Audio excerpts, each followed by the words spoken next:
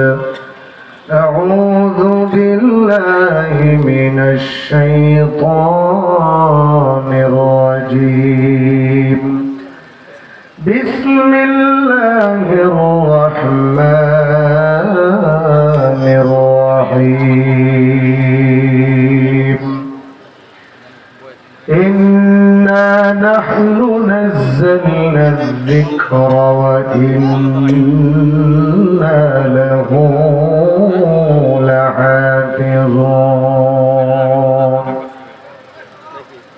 وقال تعالى في موضع آخر لا تحرك به لسانك لتعجل به إن علينا جمعه وقرآنه فإذا قرأناه فاتبع قرآنه ثم إن علينا بيانه صدق الله العظيم اللهم صل على سيدنا مولانا محمد وعلى آله وأصحابه وبارك وسلم পাঁচপাড়া জামিউল উলুম মাদ্রাসা কর্তৃক আয়োজিত বিস্তারে ফজিলত উপলক্ষে বার্ষিক ইসলামী মহাসম্মেলনের শ্রদ্ধাভাজন সভাপতি হযরত মাওলানা মুফতি মুফাজ্জল হক সাহেব হাফিজাহুল্লাহ সহ সভাপতি সহ অন্যান্য অতিথিবৃন্দ, বিশেষ করে আমার পূর্বে যিনি আলোচনা করছিলেন প্রধান অতিথি আলহাজ হাফিজ মাওলানা রুহুল আমিন মাদানী হাফিজাহুল্লাহ সহ অন্যান্য অতিথিবৃন্দ, মুআজ্জাজ মুকাররম উলামায়ে কেরাম, আমার সামনে উপবিষ্ট পিতৃতুল্য মুরব্বিয়ানে আযম, দ্বীনের অত্যন্ত প্রহরী কলিজার টুকরা খালিদ বিন ওলীদের উত্তরসূরি যুবক ভাইরা, স্নেহের ছোট ভাইরা, পর্দার আড়ালে অপেক্ষমান অত্যন্ত শ্রদ্ধেয় মা ও বোনেরা, আল্লাহ রাব্বুল ইজ্জত ওয়াল জালালের আলিশান দরবারে অসংখ্য অগণিত শুকর যে রাব্বুল আলামিন অত্যন্ত দয়া করে মহব্বত করে ভালোবেসে আজকের এই বিশাল আজিম উশার ইসলামী মহাসম্মেলনে জান্নাতের বাগানে আমাদেরকে আসার বসার তৌফিক দান করেছেন। এজন্য সকলে অন্তরের অন্তঃস্থল থেকে দিল উজাড় করে কালিমাতুশ শুকর আদায় করে মুসলমানের মতো গর্জন ছেড়ে বলিষ্ঠ কণ্ঠে আওয়াজ তুলে মহব্বতের সাথে বলি আলহামদুলিল্লাহ। আমার মনে হয় হাজার হাজার তৌহিদি জনতা আমরা সবাই মিলে যদি আল্লাহ পাকের গুণকীর্তনের আওয়াজ, প্রশংসার আওয়াজটাকে আরেকটু বৃদ্ধি করি তাহলে মনে হয় আরেকটু ভালো হবে, আরেকটু সুন্দর শোনা যাবে। এজন্য আরেকটু জোরে বলি আলহামদুলিল্লাহ। আওয়াজ শোনানোরও দরকার আছে, কথা বলে ঠিক কিনা? মুসলমানদের আওয়াজ নাস্তিক মুরতাদ কাফেরদেরকে শোনানোর প্রয়োজন আছে। উহুদের যুদ্ধে যখন রাসূল আরবি সাল্লাল্লাহু আলাইহি ওয়াসাল্লাম ক্লান্ত যখন ব্যথিত, অসুস্থ, আঘাতপ্রাপ্ত, তখন আবু সুফিয়ান তার সঙ্গী সাথীরা বলছিল মুহাম্মদ মারা গেছে, নাউজুবিল্লাহ, মুহাম্মদের ধর্ম আজকে থেকে শেষ, নাউজুবিল্লাহ। ওহলো হুবাল, হুবাল নামক দেবতা মূর্তির জয়ধ্বনি করছিল আবু সুফিয়ান।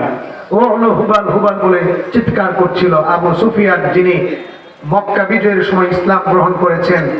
এই মানুষটা উহুদের যুদ্ধে যখন তিনি কাফির ছিলেন তখন ওহলো হুবাল, হুবালের জয়ধ্বনি দিচ্ছিলেন। আল্লাহ পাক, আল্লাহর রাসূল সাল্লাল্লাহু আলাইহি ওয়াসাল্লাম হযরত ওমরকে ডাক দিয়ে বলে, ও ওমর, এই আবু সুফিয়ান, এই মুশরিকগুলো ওহলো হুবাল বলে হুবালের জয়ধ্বনি দিচ্ছে। ও ওমর, ওরা হুবালের জয়ধ্বনি দিয়ে হুবালের নামকে ওরা উঁচু করতে চায়, ওদের নামকে, ওদের দেবতার নামকে তোরা উঁচু করতে চায়। ও ওমর, ওদের দেবতার নামকে উঁচু হতে দেওয়া যাবে না, আল্লাহ পাকের নাম সর্বোচ্চ থাকতে হবে।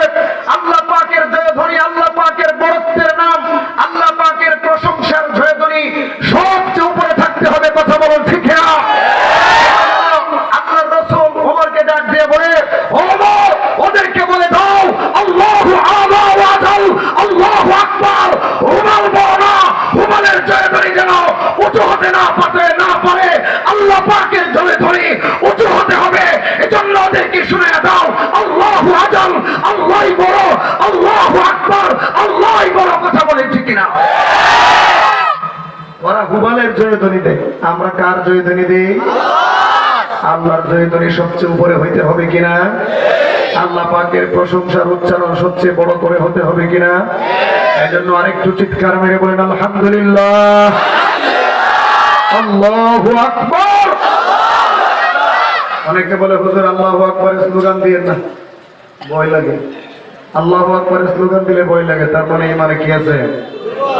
সমস্যা আছে। আল্লাহু আকবারের স্লোগান শুনলে অনেকের চুলকানি হয়, কিন্তু ওরা জানে না আল্লাহু আকবারের অর্থ কি। আল্লাহু আকবার মানে কি?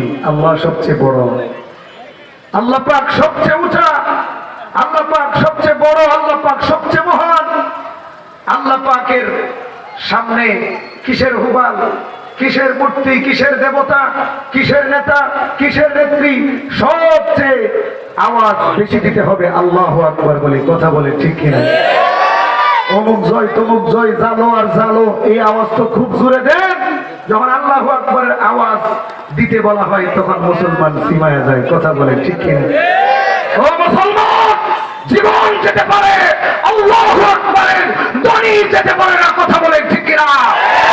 ও মুসলমান, আল্লাহু আকবার এই ধ্বনি আমার আপনার নবীর সুন্নাত, সাহাবায়ে কেরামের সুন্নাত, শাহ জালালে ইয়ামানির সুন্নাত। যখন গৌর গোবিন্দ মুসলমানদেরকে জবে করে হত্যা করত, গরু জবাই করার কারণে মুসলমানদেরকে গরের ভিতরে আটকে রেখে জুলুম আর নির্যাতন করত, তখন শাহ জালালে ইয়ামানি রাহমাতুল্লাহি আলাইহি তাকবীরের ধ্বনির মাধ্যমে গৌর গোবিন্দের প্রসাদ ভেঙে চুরমার করে দিয়েছিলেন। কথা বলেন ঠিক কি?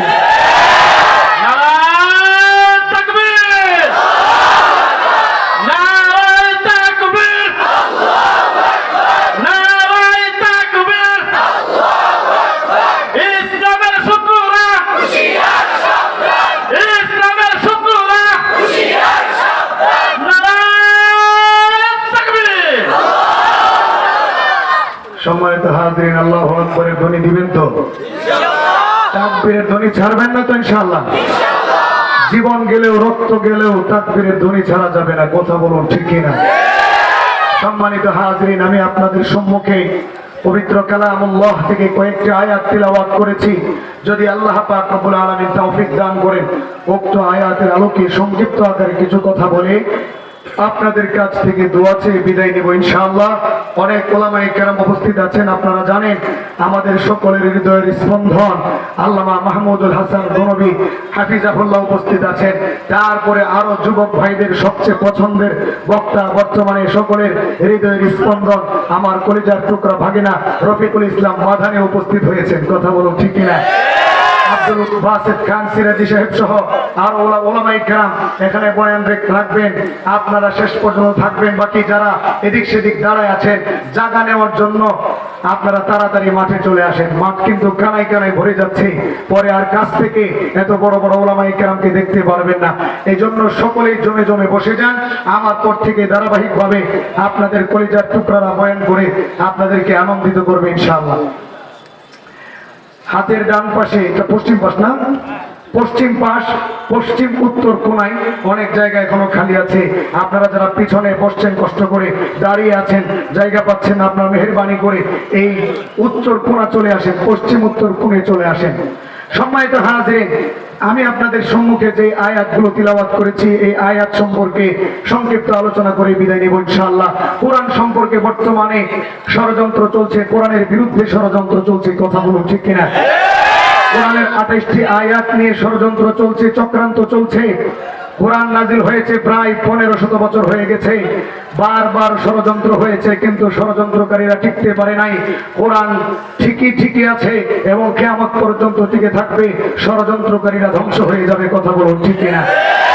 কারণ কোরআনের জিম্মাদারি, কোরআনের সংরক্ষণ করার দায়িত্ব কে নিয়েছেন? কোরআন আল্লাহ পাক আমাদের উপর নাজিল করেছেন। কোরআন অনেক ভারী একটা কিতাব, দেখতেও যদি ছোট কিন্তু তার ভার, তার সম্মান, তার আজমত, তার মুজিজা অনেক বড়। আল্লাহ পাক কোরআনকে পাহাড়ের উপর নাজিল করতে চেয়েছিলেন, পাহাড় স্বীকার করে নাই, নিতে পারে নাই, সহ্য করতে পারে নাই। আল্লাহ পাক রব্বুল আলামিন আসমানের উপর কোরআন দিতে চেয়েছিলেন, বহন করার ক্ষমতা রাখে নাই। জমিনের উপর কোরআন দিতে চেয়েছিলেন, জমিন বহন করার ক্ষমতা রাখে নাই, সাহস করে নাই। কিন্তু আমরা ছোট্ট মানুষ, দুর্বল মানুষ, আল্লাহ পাক বলেন এই দুর্বল মানুষগুলো কোরআন বহন করেছে। এই দুর্বল মানুষগুলো কোরআন বহন করার ক্ষমতা রাখে না, কিন্তু ওরা যেহেতু আমাকে মহব্বত করে, কোরআনকে ভালোবেসে ওরা কোরআনকে স্বীকার করেছে। কোরআনের পুরা ভার বুঝা আমি তাদের উপর ছেড়ে দিব না। আমি আমার কুদরতি হাতে কোরআনের রশিটাকে, ভারটাকে ধরে রাখবো। মানুষ মনে করবে, মুসলমানরা মনে করবে আমরাই কোরআনের বহনকারী, আমরাই সংরক্ষণকারী, কিন্তু কোরআনের যে রশি আছে, কোরআনের যে ভারত্ব আছে, সেটা আমি আল্লাহ কুদরতি হাতে ধরে রাখবো। কথা বলুন ঠিক কিনা? আল্লাহ পাক রব্বুল আলামিন কোরআনুল কারীমের মাঝে ডাক দিয়ে বলেন, ইন্না আরাদনাল আমানাতা আলাস সামাওয়াতি ওয়াল আরদি ওয়াল জিবাল فأبين أن يحملنها وأشفقن منها وحملها الإنسان إنه كان ظلوما جهولا الله أكبر আল্লাহ পাক রব্বুল আলামিন বলেন, আমি আমানত নাযিল করেছিলাম, আমানতটা কোরআনুল কারীম পেশ করেছিলাম আসমানের উপর, জমিনের উপর, পাহাড়ের কাছে। পাহাড় সেই কোরআনকে বহন করার সাহস করে নাই, জমিন কোরআনকে বহন করার সাহস করে নাই, আসমান কোরআনকে বহন করার সাহস করে নাই। ওয়া হামালাল ইনসান, মানুষ সেটাকে বহন করেছে। ইন্নাহু কানা যালুমান জাহুলা, মানুষ বড়ই মূর্খ, দুর্বল, তারপর নির্ভর, তারপর কোরআনকে মহব্বত করে সে ধারণ করেছে। কিন্তু আমি আল্লাহ তার উপর পুরা ভার ছেড়ে দিব না। আমি আল্লাহ কুদরতি হাতে তার ভারটাকে আমি ধরে রাখবো। সে মনে করবে আমি কোরআনের হামল বহনকারী, কিন্তু আসল বহনকারী হলাম আমি আল্লাহ। কথা বলবো ঠিক কিনা? আল্লাহ পাক রব্বুল আলামিন মানুষকে কোরআন দিয়েছেন, কিন্তু কোরআনের রশিকে, কোরআনের বারত্বকে আল্লাহ পাক রব্বুল আলামিন ধরে রেখেছেন। পৃথিবীর মধ্যে অনেক সুপার পাওয়াররা, কোরআনের দুশমনরা কোরআন নিশ্চিহ্ন করার ষড়যন্ত্র করবে, কোরআনের মধ্যে পরিবর্তন আনার চেষ্টা করবে, কিন্তু কোরআনের মধ্যে 26টা 28টা আয়াত কেন, একটা আয়াত কেন, একটা হরফের মধ্যে পরিবর্তন আনতে পারবে না। কথা বলুন ঠিক না? কারণ আল্লাহ পাক রব্বুল আলামিন কোরআনের সংরক্ষণ করার দায়িত্ব নিয়েছেন। আল্লাহ পাক রব্বুল আলামিন কোরআনুল কারীমের মাঝে ডাক দিয়ে বলেন, সূরাতুল হিজরের 9 নম্বর আয়াত, আল্লাহ পাক রব্বুল আলামিন বলেন, ইন্না নাহনু নাযালনা যিকরা ওয়া ইন্না লাহু লাহাফিজুন।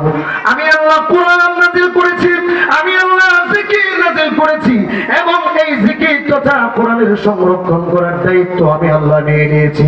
তাড়াতাড়ি ফিতনারা কোরআন নিশ্চিহ্ন করার জন্য হাজার হাজার লক্ষ লক্ষ কোরআনের কপি তারা দাজলা নদীতে ফেলে, দাজলা নদীর পানির রং বিবর্তন করে ফেলেছে, পানির রং পরিবর্তন করে ফেলেছে। ইংরেজরা ভারতবর্ষের মুসলমানদের কোরআন নিশ্চিহ্ন করার জন্য 3 লক্ষাধিক কোরআনের কপিকে তারা আগুনের মধ্যে জ্বালিয়ে দিয়েছে। কিন্তু আল্লাহ পাক রব্বুল আলামিন কোরআনের সংরক্ষণ করার জিম্মাদারি নিয়েছেন। আল্লাহ পাক রব্বুল আলামিন মোরজের কোরআন যদিও কাফেররা জ্বালায় দিয়েছে, কিন্তু হাজার হাজার জীবিত কোরআন, হাফেজে কোরআনরা 30 পারা কোরআন তাদের মধ্যে, তাদের সিনার মধ্যে ঢুকিয়ে রেখেছে।